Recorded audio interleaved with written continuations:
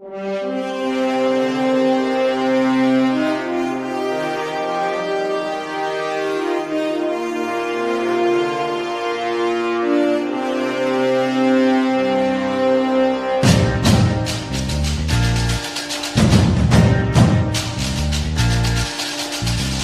பாரதம் வந்தே மாதரம், வாழ்க பாரதம் வந்தே மாதரம், வாழ்க பாரதம் வந்தே மாதரம், வந்தே மாதரம் வாழ்க பாரதம்.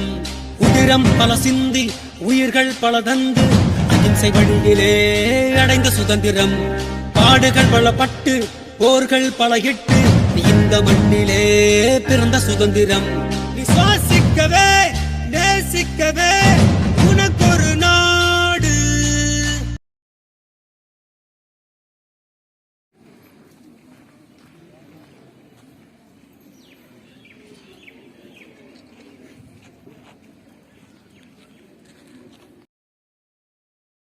சுதந்திர தின விழா நிகழ்ச்சி.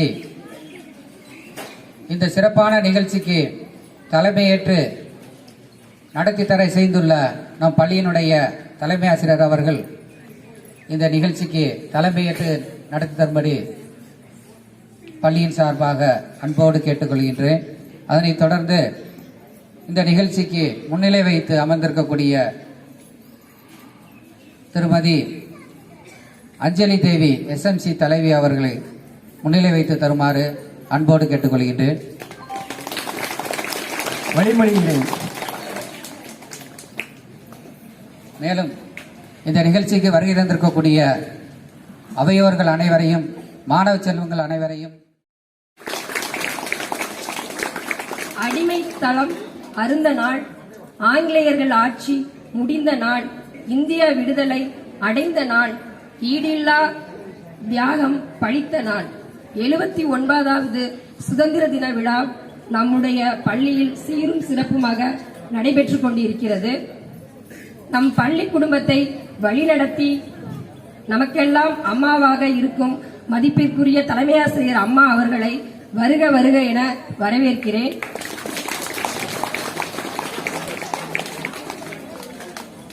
போராடி பெற்ற சுதந்திரத்தை கொண்டாடி மகிழ்வோம் என்று இந்த கொண்டாட்டத்தில் நம்மளோடு பங்கு கொள்ள இங்கு வந்துள்ள பள்ளியின் வளர்ச்சிக்கு மேம்பாட்டிற்கும் கை கொடுத்து உறுதுணையாக இருக்கக்கூடிய பள்ளி மேலாண்மை குழு தலைவி அவர்களையும், உறுப்பினர் அவர்களையும், பெற்றோராசிரியர் கழக நிர்வாகிகள் அனைவரையும் வருக வருக என பள்ளியின் சார்பாக வரவேற்கிறேன்.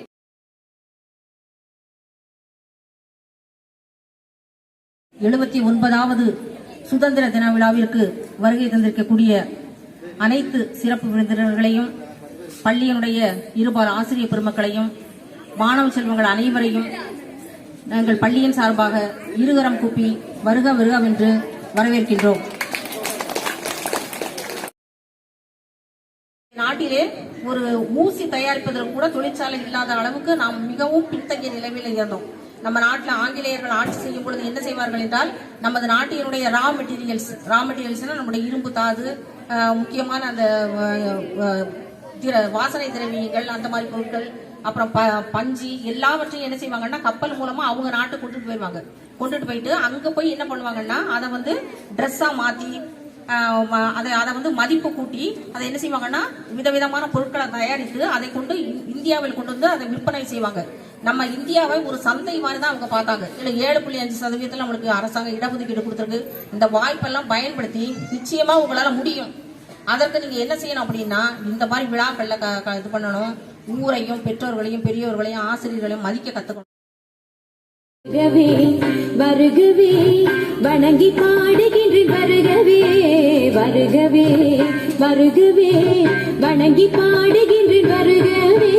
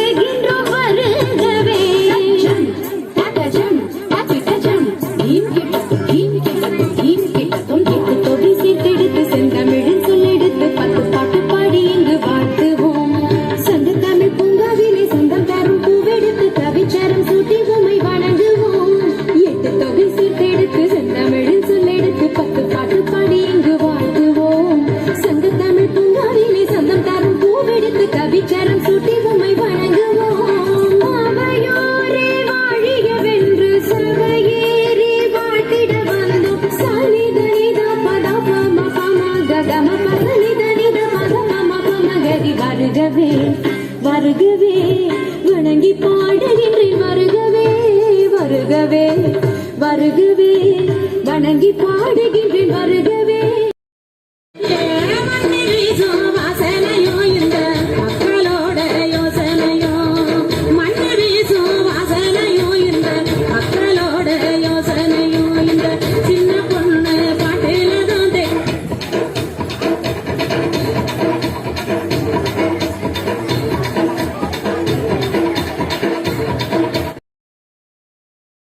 ஜெகம் போற்றும் செம்மொழியே, முத்தமிழ் சொல்லெடுத்து நற்றமிழ் மன்றத்தில் நான் இங்கு பேச வந்துள்ள தலைப்பு சம வாய்ப்புகளை உருவாக்குதல். இயற்கை மனிதனை நிறம், உயரம், திறமை, உடல் வலிமை போன்றவற்றில் சமமாக உருவாக்கவில்லை. இந்த இயற்கையால் ஏற்பட்ட சமத்துவமையை நாம் சரி செய்ய இயலாது. ஆம், ஒட்டி பிறந்த இரட்டை குழந்தைகள் கூட அவர்களது திறமையில் ஒன்றாக இருப்பதில்லை. சாதி, மதம், மொழி இவற்றின் அடிப்படையில் மனிதனால் உருவாக்கப்பட்ட சமத்துவமின்மையை மனிதனால் சரி செய்ய முடியும். மனிதர்கள் தங்களது திறன், வலிமை ஆகியவற்றில் இயற்கையாகவே வேறுபடுவார்கள் என்பது உண்மைதான். ஆனால் அவர்கள் அனைவருக்கும் திறன்கள் மற்றும் திறமைகள் உயர சமமான வாய்ப்பு அளிக்கப்பட வேண்டும் என்பதே நமது நோக்கம். சம வாய்ப்பு என்றால் என்ன? எல்லா மனிதர்களையும் சமமாக மதித்து எல்லா மனிதர்களுக்கும் சமமான வாய்ப்பு என்பதே கொள்கை என்கிறார் அண்ணல் அம்பேத்கர். அந்த சிந்தனை தான் சமத்துவம். அந்த சமத்துவத்தை அடைய நாம் செல்ல வேண்டிய பாதைதான் சம வாய்ப்புகளை உருவாக்குதல். நான் யாரையும் விட உயர்ந்தவனும் இல்லை, தாழ்ந்தவனும் இல்லை என்ற எண்ணமே சமத்துவம். அந்த சமத்துவமே சம வாய்ப்புகளை உருவாக்கும். பிறப்பொக்கும் எல்லா உயிர்க்கும் சிறப்பொவ்வா செய்தொழில் வேற்றுமையான் என்ற வள்ளுவரின் வாக்குதான் சம வாய்ப்பு தத்துவத்தின் அடிப்படை. ஒரு மரம் செழித்து வளர எப்படி நீர், நிலம், சூரிய ஒளி சமமாக தேவைப்படுகிறதோ அதே போல் ஒரு சமூக வளர்ச்சிக்கு ஒவ்வொரு தனி மனிதனுக்கும் கல்வி, சுகாதாரம், வேலை வாய்ப்பு போன்ற அடிப்படை வாய்ப்புகள் சாதி, மதம், மொழி, பாலினம், பொருளாதார வேறுபாடு இல்லாமல் சமமாக கிடைக்க வேண்டும். சம வாய்ப்பு என்பது சட்டத்தினால் மட்டுமே சாத்தியமாகாது. நாம் ஒவ்வொருவரும் நான் பெரியவன், நீ பெரியவன் என்று எண்ணாமல் எல்லோரும் சமம், எல்லோருக்கும் எல்லாம் என்ற எண்ணம் வர வேண்டும், வளர வேண்டும். இயல்பாக அதிகாலை விடியும் சூரியன் எல்லோருக்குமே சமமானது என்று இயற்கை சொல்கிறது. அதே போல் நமக்கு அறிவு போதிக்கும் ஆசிரியர்களும் நம்மை சமமாகவே நடத்துகிறார்கள். நமது சீருடை, நாம் சுமக்கும் புத்தகப்பை, நாம் கற்கும் கல்வி அனைத்தும் சமத்துவத்தையே போதிக்கிறது. இவைகளையே நமக்கு சான்றுகளாக கொண்டு கல்வியின் கதவுகள் அனைவருக்கும் திறக்கட்டும், கனவுகள் எல்லாம் மெய்ப்படட்டும். விதைக்குள் உறங்கும் விருட்சம் போல ஒவ்வொருவருக்குள்ளும் ஒளிந்திருக்கும் திறமை சம வாய்ப்பு எனும் நீரூற்றால் தலைத்து வரும் நம் தேசத்தின் பெருமை. சம வாய்ப்பு ஒன்றே சமதர்மத்தின் வேர். அதை விதைப்போம், வளர்ப்போம், வெல்வோம். யாதும் ஊரே யாவரும் கேளீர். நன்றி, வணக்கம்.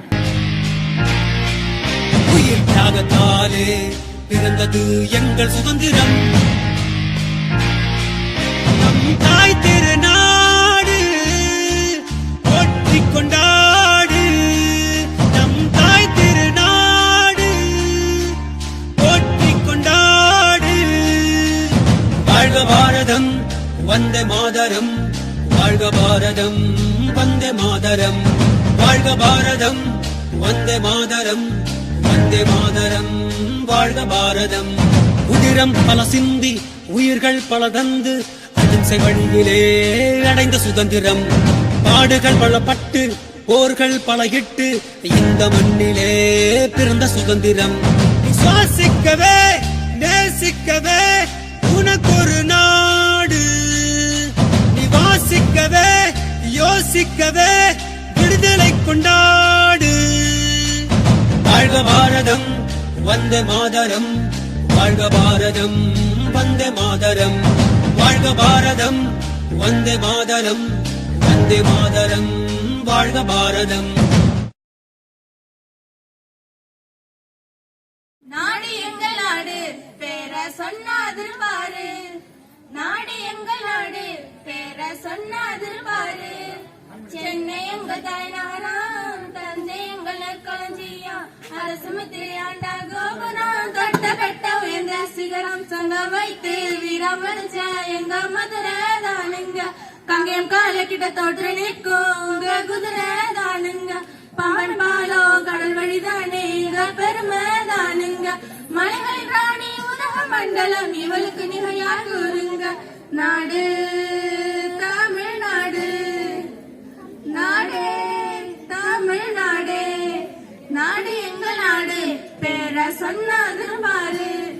நாடு எங்கள் நாடு பேர சொன்னது பாரு.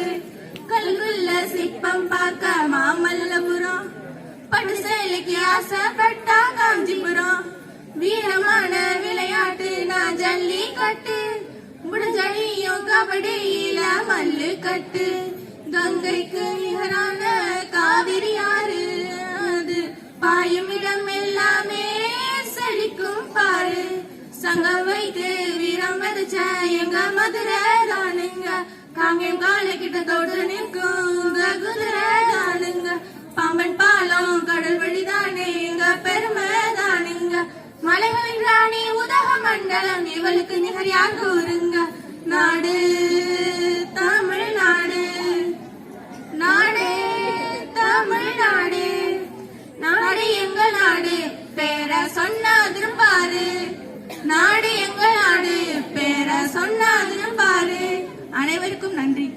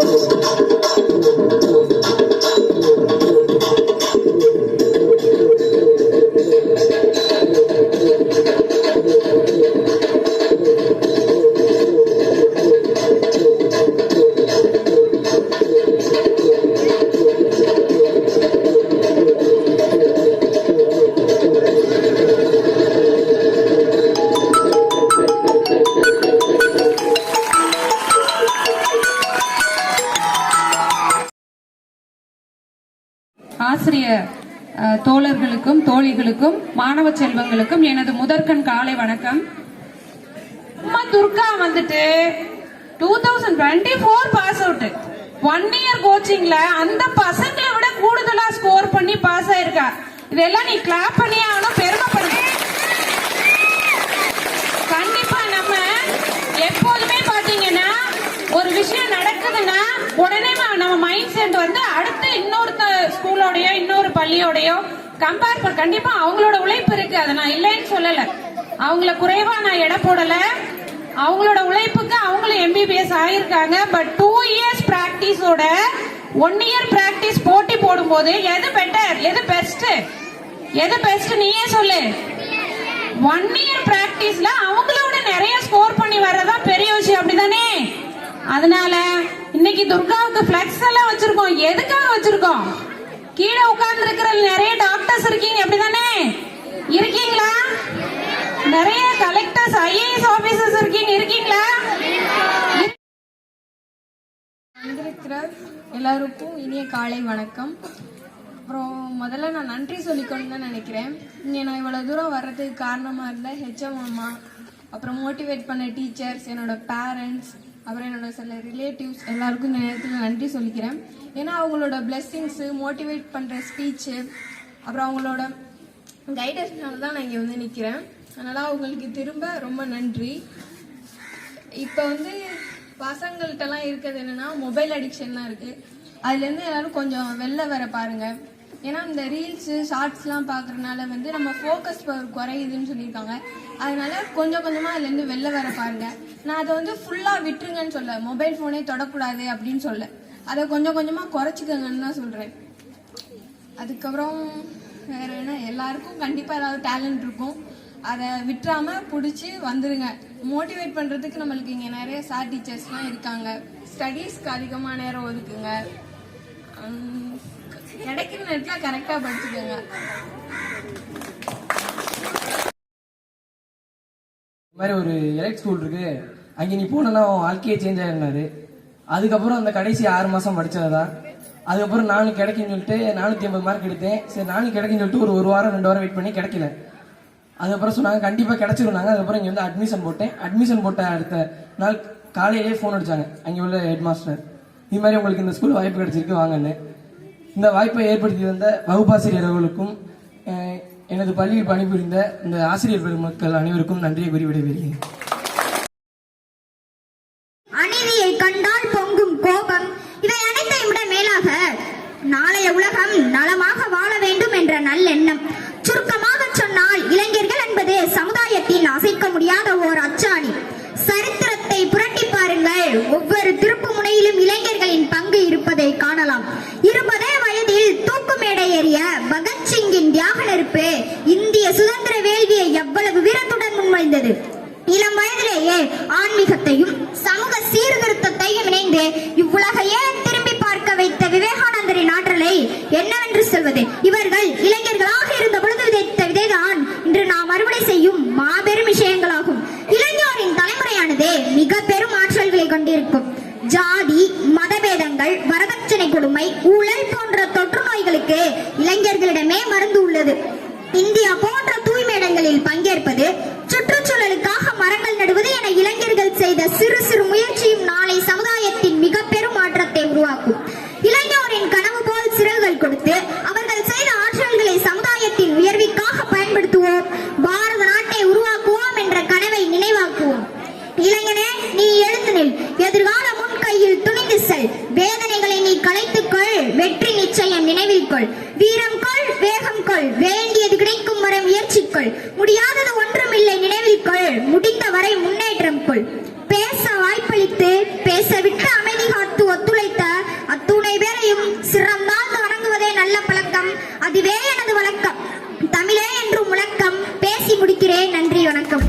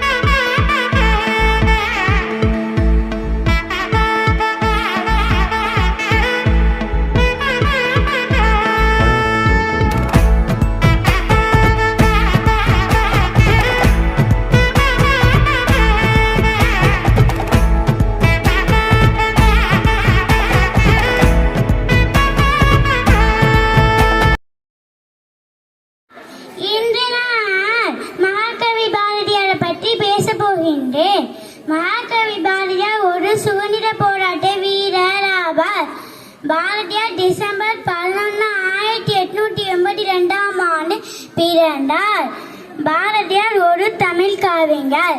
பாரதியார் தூத்துக்குடி மாவட்டத்தில் எட்டயபுரத்தில் பிறந்தார். இவரது தந்தையார் பெயர் சின்னசாமி ஐயர், தாயார் பெயர் லட்சுமி அம்மாளாவார். பாரதியார் பல கவிதைகளை எழுதியுள்ளார். கண்ணன் பாட்டு, குயில் பாட்டு போன்ற காவியங்களை எழுதினார். மகாகவி பாரதியார் 1921 செப்டம்பர் 11 மறைந்தார்.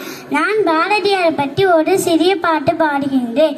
ஓடி விளையாடு பாப்பா, ஓய்ந்திருக்காடே பாப்பா, கூடி விளையாடு பாப்பா, ஒரு குழந்தை வைத்தது பாப்பா, காலை எழுந்தவுடன் படிப்பு, பின்பு கனவு கொடுக்கும் நல்ல பாட்டு, மாலை முழுவதும் விளையாட்டு என்று வழக்கப்படுத்தி கொள்ளு பாப்பா. நன்றி, வணக்கம்.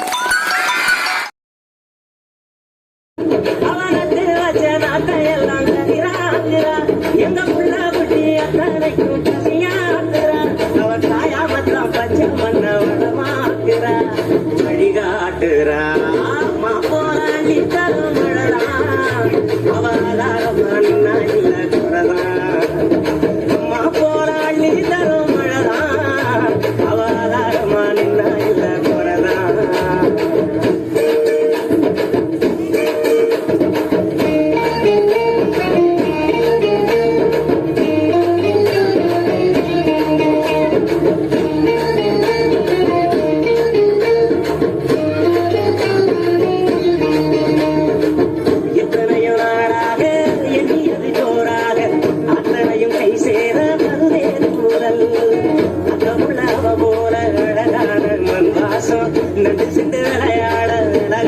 சந்தோஷத்துக்குள்ள கட்டெழுந்து குடியேறுதே, அதை கண்டுகிட்ட தட்டானும் தான் தடுமாறுதே.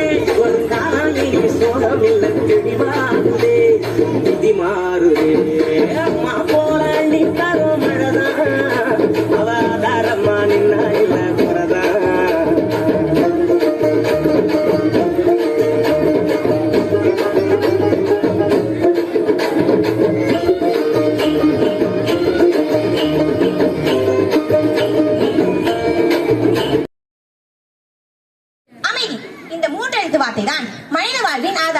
அமைதி எனும் ஆயுதம் ஏந்தி அகிம்சை வழியில் நம் நாட்டின் விடுதலை பெற்று தந்த மகாத்மாவை பற்றி தான் நான் இங்கு பேச வருகிறேன். வரலாற்றின் பக்கங்களை புரட்டினால் எண்ணற்ற அமைதி காத்த தலைவர்கள் நாட்டிற்காக பாடுபட்டிருக்கிறார். உதாரணமாக ஜவஹர்லால் நேரு அணிசேரா இயக்கத்தை உருவாக்கி உலக நாடுகள் பனிப்போரில் சிக்காமல் அமைதி வழியில் பயணிக்க வழிவகுத்தார். லால் பகதூர் சாஸ்திரி ஜெய் ஜவான் ஜெய் கிசான் என்று முழக்கமிட்டு அமைதியை நிலைநாட்டினார். இப்படி பல தலைவர்கள்